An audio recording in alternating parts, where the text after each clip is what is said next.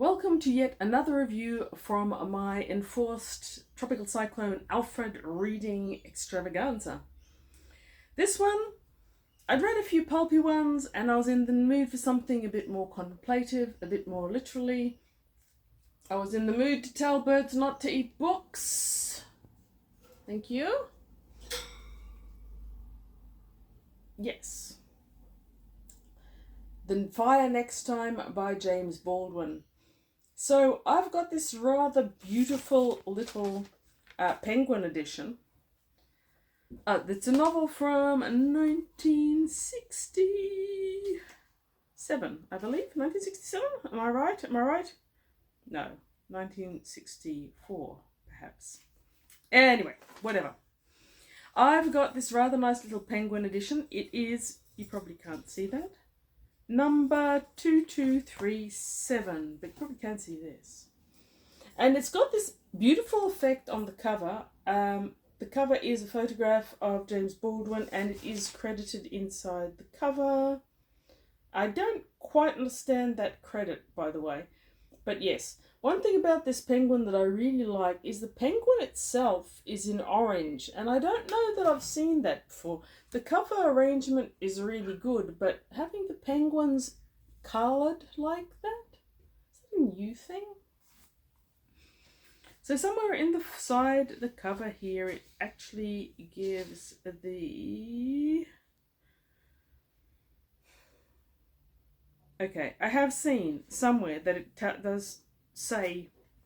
This, by the way, is for copyright editions. This edition is not for sale in the USA or Canada. Don't know why that would be. Cover photograph of James Baldwin by Steve Shapiro, Black Star. I've got no idea what Black Star is. Possibly a magazine or something?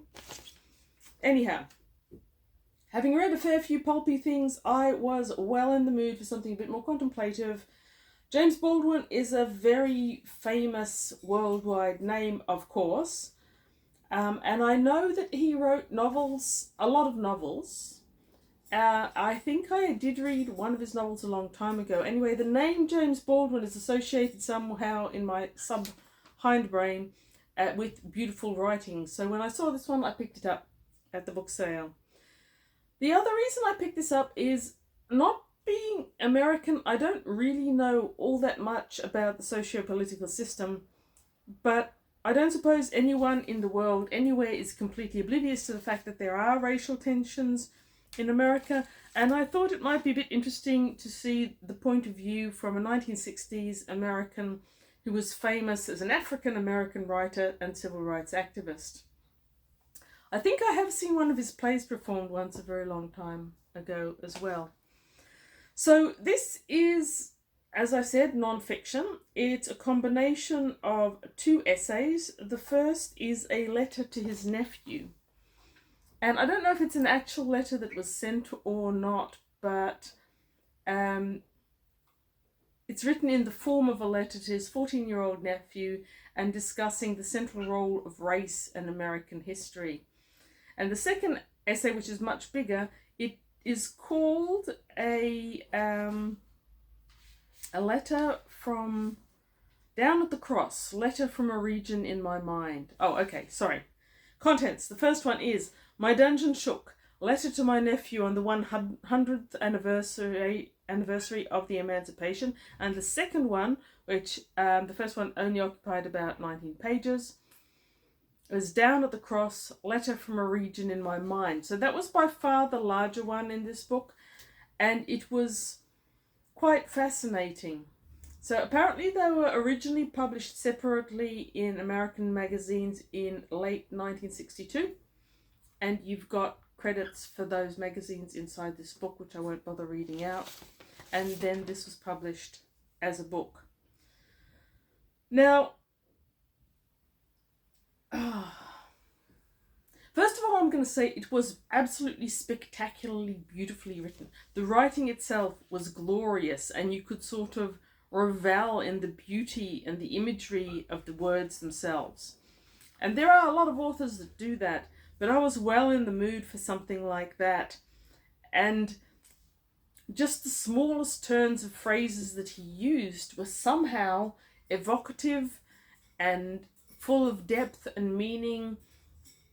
His use of language is amazing. It's just plain amazing. And I was reading this cold. So I was reading this during Tropical Cyclone Alfred, and there was no power, and there had been no power for a while. And there were good things and bad things about that.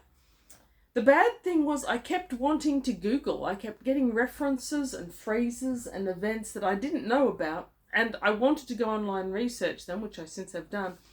But at the time I couldn't. And that was a little bit frustrating. But on the other hand, I was reading it as someone who was reading it for the first time in the 60s would have read it, cold, with no background information, relying on the narrative itself to carry me through. And the narrative does carry you through because it is quite beautiful. What else? I wrote notes. I wrote very, very fake, messy notes because I had no electronica at all. Now, once again, I'm not trying to be insensitive here.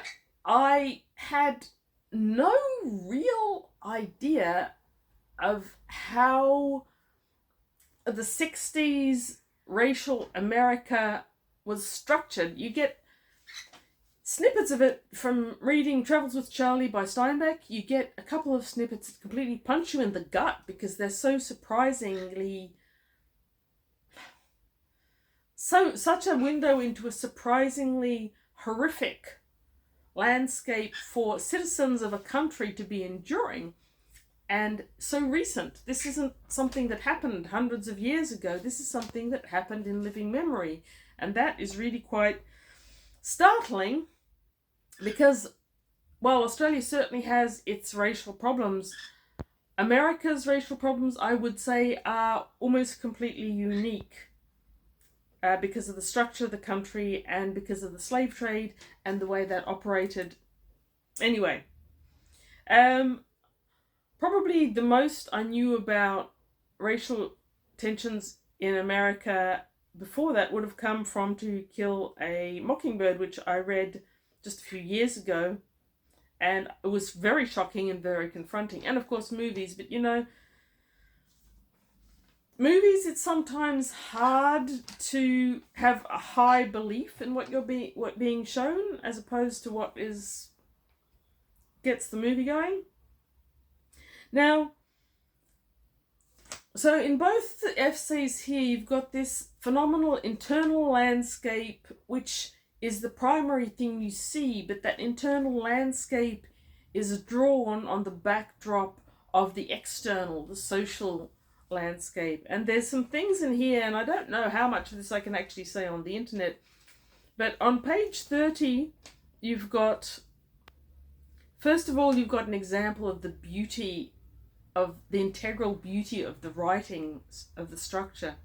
It is certainly sad that the awakening of one's senses should lead to such a merciless judgment of oneself, to say nothing of the time and anguish one spends in the effort to arrive at any other.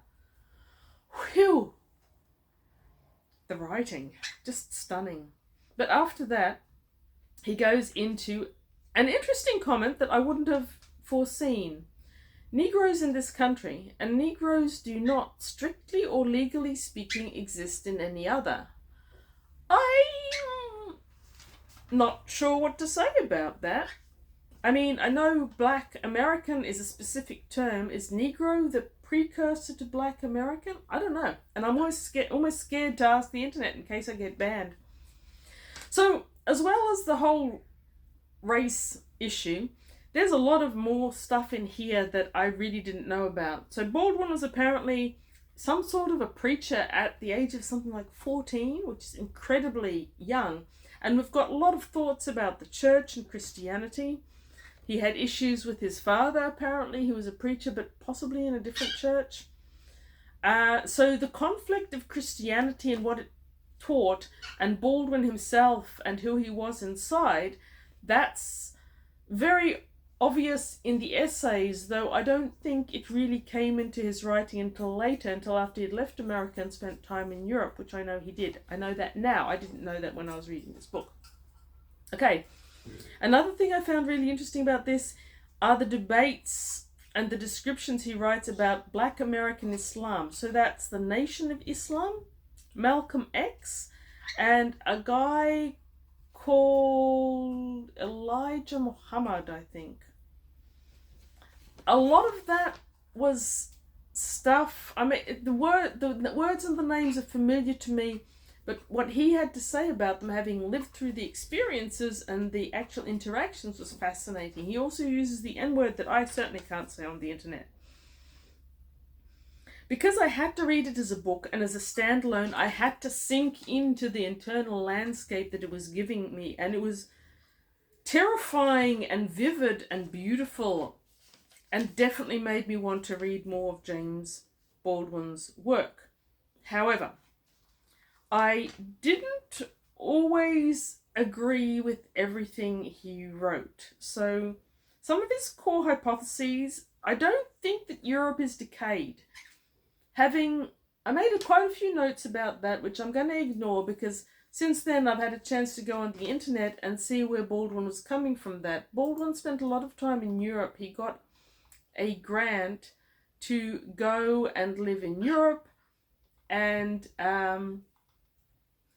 that obviously would have affected his attitude, and I'm guessing that he wrote this before he'd actually been there. I think it's debatable that even in the 60s Europe was as decayed as he describes. I think that a lot of his attitudes about Europe and other countries came from what he learned in America about the rest of the world, which even these days with the internet can be quite divergent to reality.